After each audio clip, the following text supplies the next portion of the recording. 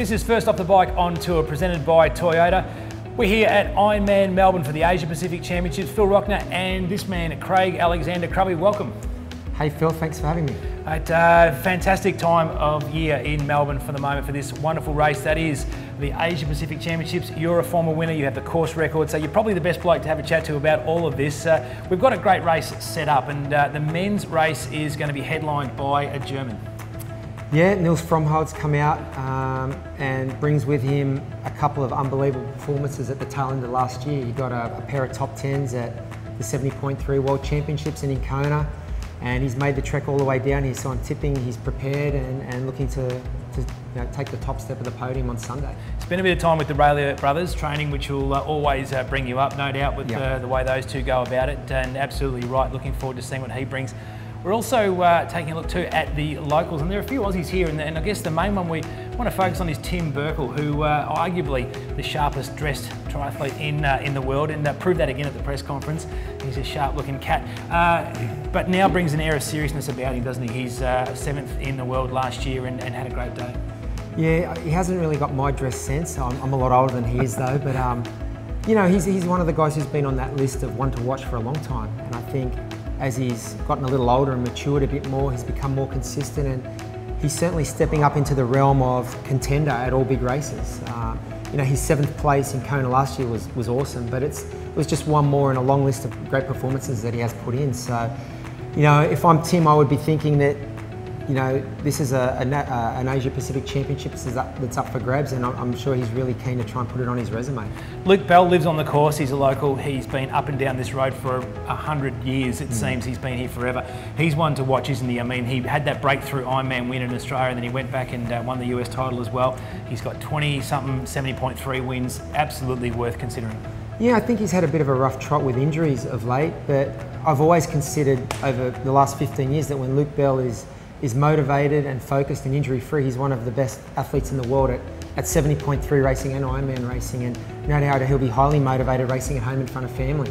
Marco Albert, very strong swimmer, hard biker, has won Taupo ahead of some really stiff competition there last year off a 250 marathon. He's one to keep an eye on too. Yeah, well, he's world class. He's just another guy in that list of graduates from the ITU circuit, and what they bring is the complete game. They all swim brilliantly, they're very strong on the bike, and they're great runners, and I think he showed that in Taupo, where he led from wire to wire and held off an unbelievable field that included Cam Brown, Bevan Doherty, Terenzo, Bozzoni, to name a few, and you know, in the end he won quite comfortably, and that's the kind of form that he can bring, and I'm sure he's looking to bring on Sunday here. Well, that's right, the media room didn't believe he had that 250 in him, but he proved everybody wrong. The other ITU transients we talk about, Brad Carterfelt, this is his first Ironman. Peter Robinson is a 3-time world champion. I mean, there's the guys too who are going to make an interesting switch into this style of racing. Of course, Robbo's been there before, and we've seen a little bit from him, but a good shot for him this year. I think so. I think he made the transition a couple of years ago, and he's had a few challenges along the way, but he's had an uninterrupted 6 months, I would say, and you know, he, along with Brad, they're winners, they're champion athletes. They showed that at short course racing. You know, their resumes include Olympic representation, World Championship medals, in Brad's case, a Commonwealth Games gold medal. So, you know, particularly with Pete, I think he got a top 10 here last year, and he's got a bit more experience than Brad. I'm certainly looking at him to push well into the top 10 this year, and really interested to see how Brad goes. It's his first tilt at this distance, but once again brings a champion's pedigree and will be very well prepared. Who wins? Oh, you're putting me on the spot, Phil. It's tough. You know, it's much easier to race than predict, I'd say, because unless you have been in camp with someone and seen how their preparation's gone, where their mindset is at, their mentality, I'm going to say Nils Frommhold. I think when the Europeans make the trek down here at this time of the year, you know they mean business. Yeah, I'm on that same train of thought with Nils Frommhold. I think he'll get some stiff competition from the locals. Yeah. In the women's race, of course, we are headlined by the 3-time world champion and the master of the Ironman run, the mathematician. She can just figure out how much time she can give away before she takes it back, Mirinda Carfrae. Mathematician, I've heard her call a lot of things, but not that. No, I mean, obviously her pedigree is unquestioned. She's coming off a Kona victory last year, her 3rd.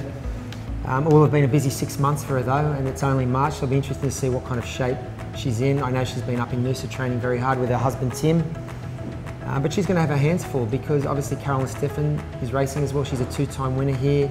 It's a fairly stacked women's field, so I don't think Rennie's going to have it all her own way. No, I think she'll be challenged, and one of the women who will challenge her is Carolyn Steffen, who comes to Melbourne as a multiple winner and someone who just knows this course back to front and is able to push herself to the well to get the results.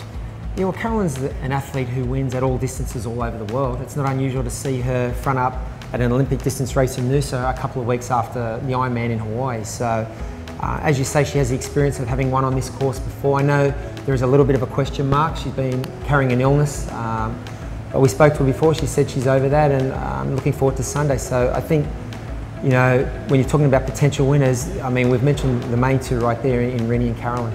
You're also looking at Mel Hauschild, who is the 70.3 world champion. She won Ironman Australia. This is her first time, or I guess, real test into the big time, and also Annabelle Luxford, who is a rookie coming in as well. These two women are going to be a very interesting study.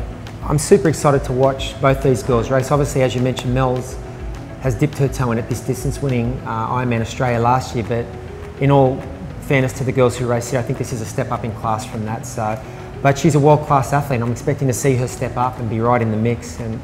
And Bella as well, you know, we're talking about a lady who's won multiple times on the ITU circuit, world championship medals. She's won many Olympic distance non-drafting titles, transitioned to 70.3 racing, and you know, stepped straight onto the podium at the world championships. And as you mentioned, this is her first go around at Ironman. She's been living down here in Melbourne and training on the course, and I expect to see what we always see from Annabelle, which is a world-class performance. Well, I guess we could go through 1,000 of these athletes. There's a very sharp field here in Melbourne, but they're the main hitters, I think, in terms of who we think will make a real impact, who'll be a disruptor on the course. Keep with us on First Off the Bike as we go on tour in Ironman Melbourne, thanks to Toyota, and we'll be doing more as we go through this race, and also check in post-race for what Chloe and even what I think about what happened on the day.